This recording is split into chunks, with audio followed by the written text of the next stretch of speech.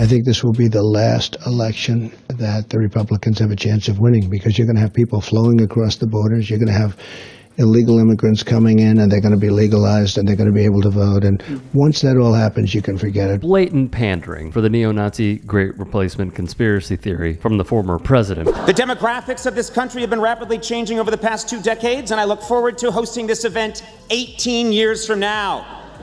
Then my opening line will be, Buenos noches, es un honor poder hablar en esta escena de los corresponsales de la Casa Blanca. Sí. Especialmente al Presidente Mario Lopez. Which comedian Conan O'Brien has fun with, shoving it right back in Republicans' faces. There's never been a cabinet secretary this flamboyantly incompetent. On Rupert Murdoch's network. But my prior experience has taught me how these dinners work. If the president laughs, everyone laughs.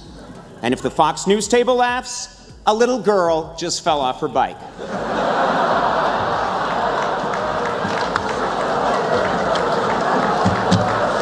How you doing, Bill?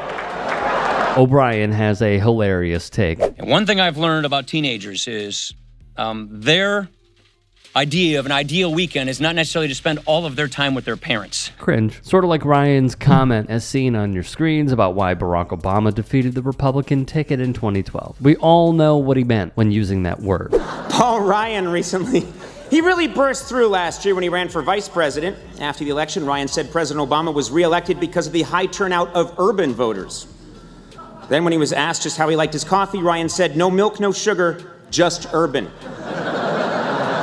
And O'Brien spells it out for everyone. Well done. You fooled me, we can't get fooled again. Shocking this man was president. And while I'm at it, I'd like to congratulate President George W. Bush on this week's dedication of his presidential library. Yes, the library has millions of books, articles, and documents, and if you go, you can be the first to read them.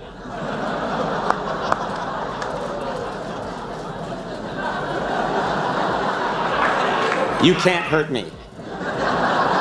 Thank you. My name is Jason Selvig, and I'm from West Palm Beach, Florida. And I would like to say that I am sick and tired of the left-wing media, and frankly, people in this room today, spreading misinformation about Wayne LaPierre. Whenever there's a mass shooting, they all say that Wayne LaPierre isn't doing enough to stop these mass shootings, and even implying that Wayne LaPierre has played a part in making it easier for these shooters to get guns, to get weapons. You heard it after Las Vegas. You heard it after Pulse nightclub in Orlando. You heard it after Columbine. You heard it after Parkland. You heard it after Virginia Tech. You heard it after Sandy Hook. You heard it after El Paso. You heard it after Buffalo. You kept hearing that Wayne LaPierre isn't doing enough. And frankly, that's not true.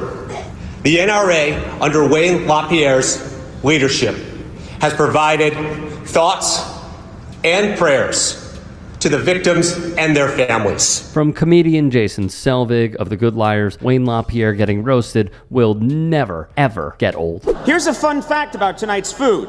Everything you ate this evening was personally shot by Wayne LaPierre. Don't worry, it was during a home invasion, though. The fish came in through the window. That wasn't peppercorn, that was buckshot, ladies and gentlemen. Incidentally, you may not know this, but Wayne LaPierre is merely the executive vice president of the NRA.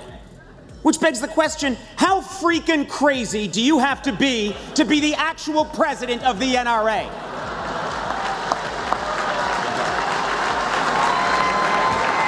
He's not even at the top. Barack Obama, you punk.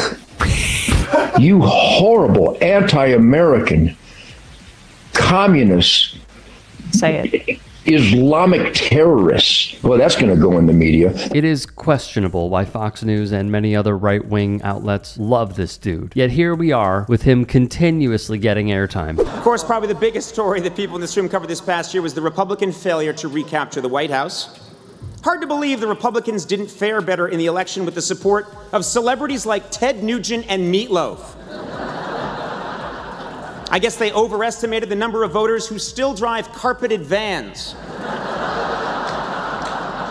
I'm not familiar precisely with exactly what I said, but I stand by what I said, whatever it was. Senator Mitt Romney, who has gaffe after gaffe after gaffe, is worth a boatload of money through his work in and out of politics, and also, of course, through legalized bribery. Thus, it's amazing to think how much our country has changed in 18 years. Think about it. If in 1995 you told me that in 2013 we'd have an African-American president with a middle named Hussein, who was just reelected to a second term in a sluggish economy, I would have said, oh, he must have run against Mitt Romney.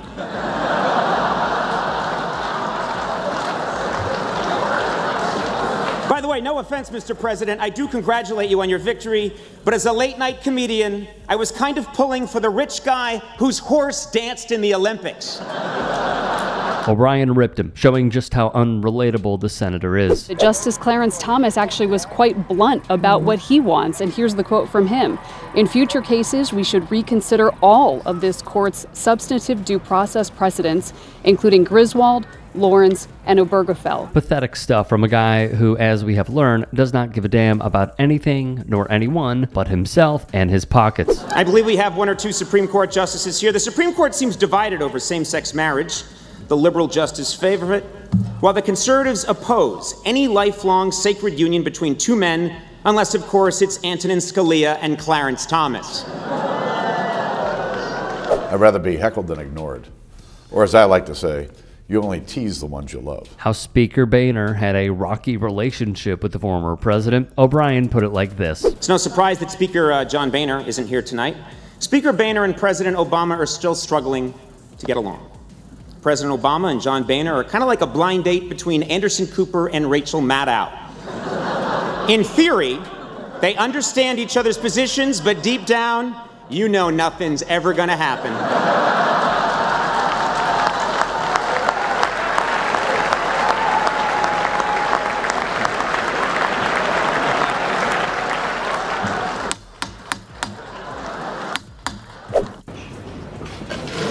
Please, Sharon, sit, please.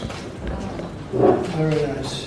Getting a good picture of everybody so we look nice and handsome and thin. Beautiful. Perfect. A question many have brought up. Why does Trump suck up to authoritarians? Why does he try to get in their good graces? Speaking of nothing happening, we're all hoping, of course, that nothing happens with North Korea.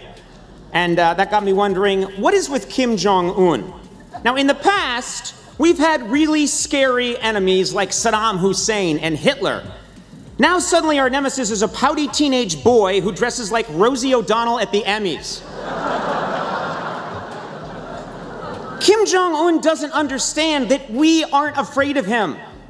What that guy doesn't get is that we already have an unstable peninsula that will ultimately bring down America. It's called Florida. Yes, it is. A few of my other favorites from Conan were this. Mr. President, you're going to leave office as a very young man, and yet the presidency has taken its toll. I don't want to alarm you, sir, but you're starting to look like a judge on Law and Order. Just say you're on thin ice, counselor. You could have that part right away. Seriously, Mr. President, your hair is so white, it could be a member of your cabinet. He can handle it. And, of course, this. But as I look around the room and see all the media here tonight, I realize this is all just one big high school cafeteria.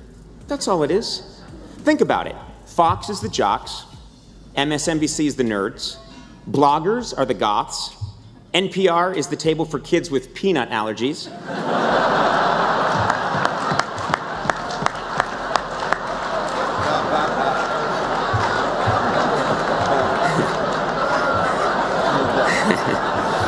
Al Jazeera is the weird foreign exchange student nobody talks to. And print media, I didn't forget you. You're the poor kid who died sophomore year in a car crash. Yeah. Cheer up, we dedicate the yearbook to you. Let's recap. But before we do, if you can, please do become a channel member at youtube.com/TYT Sports. Just click the join button and or go to tyt.com/join. In addition, help me reach a goal on the follower count on Twitter, Instagram, and TikTok. Appreciate the love as always. As I was putting this together, one thing really stuck out to me. It is that when we do these, the jokes are timeless. Some subjects may change over time, and there may be an evolution of what the culture war is, but it is a constant, consistent theme. One other thing that stuck out to me, and I feel like could potentially be done in a clip of its own, is the right-wing love for Ted Nugent. Even as I say his name, I know the reactions that y'all have. His past is treacherous. It's pedo-like. And for the party of family values to continue giving this guy airtime, inviting him into their offices, into their studios, having him go to a separate studio even, and hosting him, Fox News, Real America's Voice, The Blaze, it could be any network. As long as it is conservative media, he will always have a home. And I personally feel like, for those that are saying, you know, they're trying to take away our heritage and we must protect the children, go back and look at some of his lyrics. Or maybe we should, because what you will find is quite preposterous.